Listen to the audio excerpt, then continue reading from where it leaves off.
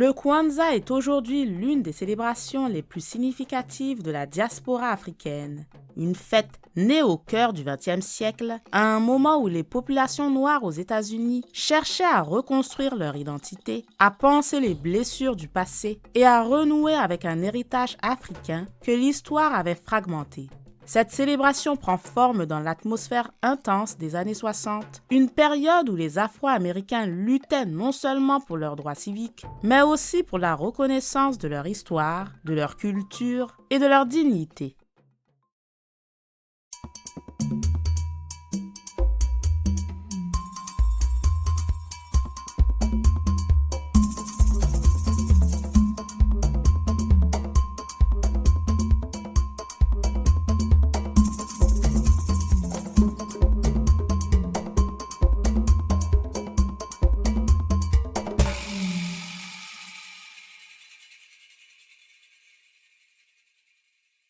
À la fin de l'année 1970, l'universitaire et militant Maulana Karenga crée la Kwanzaa dans le but de rassembler les Afro-Américains autour d'une célébration culturelle qui leur appartiendrait pleinement. Le pays vient de traverser les émeutes de Watts en 1965 et les débats autour des droits civiques secouent les États-Unis. Karenga s'inspire des traditions africaines des premiers fruits présentes dans de nombreuses cultures du continent pour imaginer une célébration qui renouerait avec les valeurs ancestrales de solidarité, de famille élargie, de gratitude envers la terre et d'unité communautaire. Le mot Kwanzaa vient du swahili Matunda ya Kwanza qui signifie premier fruit, un terme qui renvoie directement aux traditions de moisson célébrées dans plusieurs régions d'Afrique. Le choix du swahili est volontaire. Il représente une langue panafricaine parlée par de nombreuses communautés et utilisée comme symbole de connexion culturelle.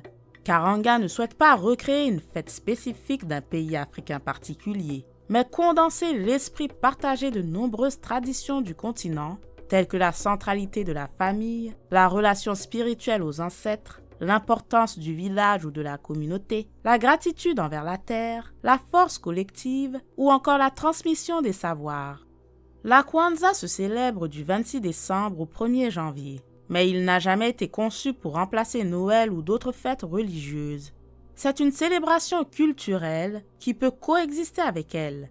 Au cœur de la fête, on trouve la kinra, un chandelier dans lequel on allume chaque jour une bougie.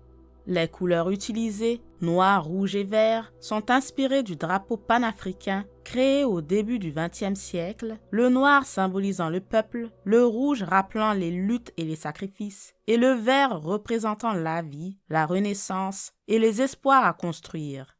Pendant cette semaine, les familles ou les communautés se réunissent pour partager des repas, raconter des histoires, honorer les ancêtres et discuter des valeurs qui permettent de renforcer la dignité et la cohésion du groupe. Les repas varient en fonction des régions et des influences, mais ils s'inspirent souvent des traditions afro-américaines, africaines ou caraïbéennes selon les familles. Les fêtes deviennent alors un moment de réflexion, d'apprentissage et de transmission intergénérationnelle.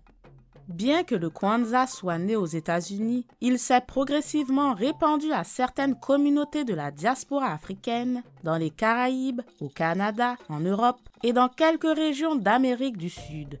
Son adoption en Afrique est plus limitée et concerne principalement des organisations culturelles ou éducatives.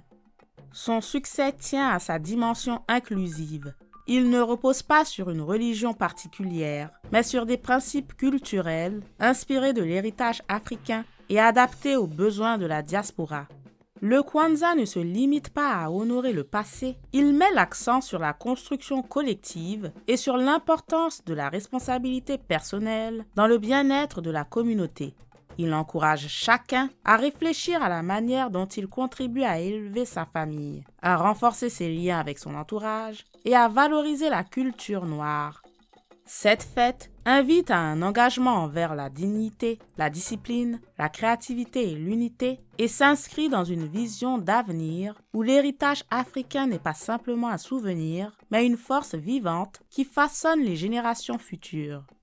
Plus de 50 ans après sa création, le Kwanzaa continue de s'étendre et de résonner auprès de nombreuses familles et communautés qui cherchent un espace pour célébrer leur héritage africain, affirmer leur identité et construire un avenir fondé sur la solidarité.